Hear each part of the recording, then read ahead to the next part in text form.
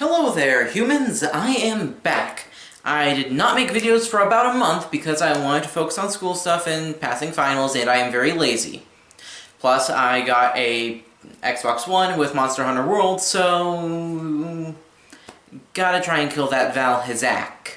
Yeah. But anyways, I got bored, so I decided to make videos some more. So, one channel I found in my boredom was a channel called Sense Islam. They basically make videos about miscellaneous Muslim stuff, and they have a whole playlist about the advanced scientific predictions of the Quran.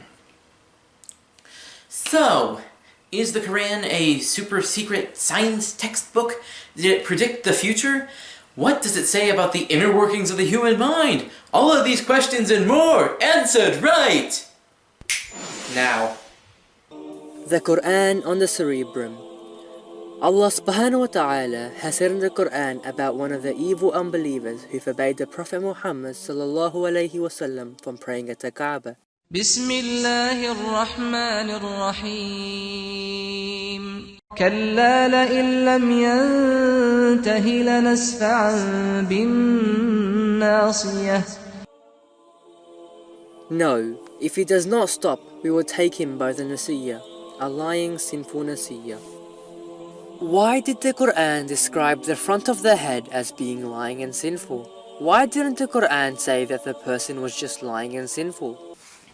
Well, it specifically said take him by the front of the head, so I guess saying take him by the front of his person sounded stupid, I guess? Also, it could just be like calling someone a dumbass instead of stupid. You're not saying that they have an unintelligent anus, you're just saying that they are a stupid person, or at the very least acting in a very unintelligent way at this current moment. Also, it could just be a weird attempt to just make it sound more fancy, like how a certain author, J.K. Rowling, will use the word ejaculated instead of yelled, but instead of making it look fancy, it just looks silly. What is the relationship between the front of the head and lying and sinfulness? Well, the mouth is on the front of the face, so it could be kind of being like, oh, it's the mouth where all those lying, sinful words come from. Also, it could just be the ancient Arabic equivalent of, I'm gonna shove those words back in his lying face. You're not saying it's his face was lying, it's just that's where the lies were coming out of. If we look into the skull at the front of the head, we will find the prefrontal area of the cerebrum. What does physiology tell us about the function of this area? A book entitled Essentials of Anatomy and Physiology says about this area. The motivation and the foresight to plan and initiate movements occur in the anterior portion of the frontal lobes, the prefrontal area. This is a region of association cortex. Also, the book says, in relation to its involvement in motivation, the prefrontal area is also thought to be the functional center for aggression. So, this area of the cerebrum is responsible for planning, motivating, and initiating good and sinful behavior, and is responsible for the telling of lies and the speaking of truth. Actually, wouldn't it be kind of the speech center of the brain that's responsible for the telling of lies and of truths? I mean, I guess it's kind of close to the front of the head, but it's not like directly behind the forehead close. Also, the thing that most people think of when you hear the words front of the head isn't the prefrontal cortex. Sure, that's kind of close to the front, but you've got to go through the skin, all of the muscle tissue, the flesh, the bone, all that stuff, even before you get to the prefrontal cortex, so it's not exactly the most front-forward part of your head, is it?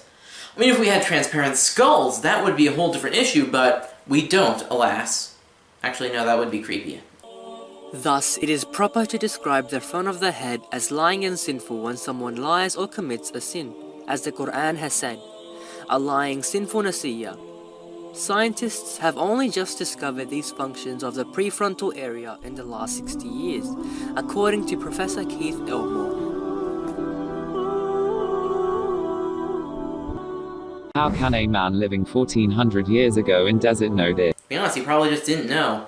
And then 1400 years after the fact, his followers interpreted the words in a way to make them sound a bit more science-y. And why would he mention this? Where did this knowledge come from? Was he a scientist? Did he just guess? No, none of that. People are just reinterpreting it to shoehorn sciencey stuff in to make their beliefs seem more valid in their minds. And also, I'm not really seeing anyone coming up with new ideas based on a very vague passage in some ancient holy text. So it seems like predictions are only recognized as predictions once they've already happened, kind of making them useless as predictions. You know, people say Star Trek predicted the future because they had flip phones for military use only in the year 2364. Well, you see, Star Trek fans draw a circle around that and say it's a prediction. And meanwhile, when Star Trek gives a specific date, it is laughably wrong. For example, according to Star Trek, we should have had nuclear-powered spaceflight by the late 80s, and should have been colonizing other worlds. And in the 90s, several countries should have been taken over by genetically enhanced super people. Also, in this current year, 2018, spaceflight would be taking less time, so we wouldn't have to put ourselves in suspended animation. Plus, I think about this time we should also be putting the poor people in concentration camps, according to Star Trek. That's all on the Star Trek timeline, but the Star Trek fans completely ignore all of that stuff and say, you see this? You see this flip phone they use for military use only in the 300 years from now? That's an accurate prediction. You've got Star Trek fans coming through their show and Muslims combing through their holy book to find any sort of accurate prediction to make their things seem better. And I'm a big Star Trek fan, despite the fact that this is a Star Wars shirt, but I'm willing to admit that the predictions of Star Trek are pretty bullshit. How could an illiterate man who was a shepherd come up with a book in a society where 95% of the people were illiterate? Couldn't you have had the 5% of people who are illiterate write it for him? Just because you can't read or write doesn't mean the concept of books eludes you. Get educated on uneducation, you ignorant. Historians to this day can't explain how desert dwellers defeated the biggest empires of the time like the Romans and the Persians. Wasn't the Roman Empire being overwhelmed by several groups of barbarians at the time? Plus, there was all sorts of corruption and stuff going on in the Roman Empire, leading to its collapse.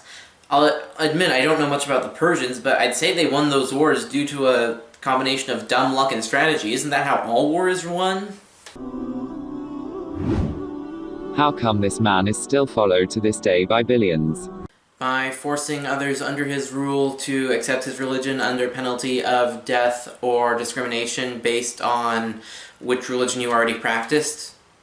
Plus, the whole religion was based on a pre-existing religion, which kind of gave it some validity in the eyes of some Muslims and Jews, causing them to convert. Plus, combine that with a few centuries of indoctrination, and kaplouch, you've got one of the most controversial religions in the United States. How come a book he brought is memorized by millions by heart? Because it's their holy book, and it's the foundation of their entire worldview. Also, I'm pretty sure, don't quote me on this, that some forms of Muslim preachers have to memorize the whole thing. Well, that was certainly an underwhelming thing to respond to, but if I ever just need to make a video in like a day or less, I can just respond to one of these, because they are very short. Anyways, a big shout out to my one patron, the Godless Iowan. Iowan? I don't know. So yeah, if you want to give me money for free because I make YouTube videos, go to patreon.com/disappointedoptimist, links in description and stuff like that. If you want to follow me on Twitter, check me out at @disappointedo. And also, I am streaming on Twitch now under the name nerdism_intensifies. So if you want to see how bad I am at Monster Hunter, or just want to see me suck at Overwatch with some friends, just tune in there, I guess. Yeah, until next time, bye. You will see me in another video. Oh, sorry, I keep forgetting to mention this, but check out the subreddit r/atheisticteens. I'm supposed to shout them out every video I do, but I never do. It's a subreddit for atheist teens to hang out at, share their problems, and talk about stuff like that. Check it out, please. And other big atheist YouTubers, also, you should shout that out. It needs more exposure.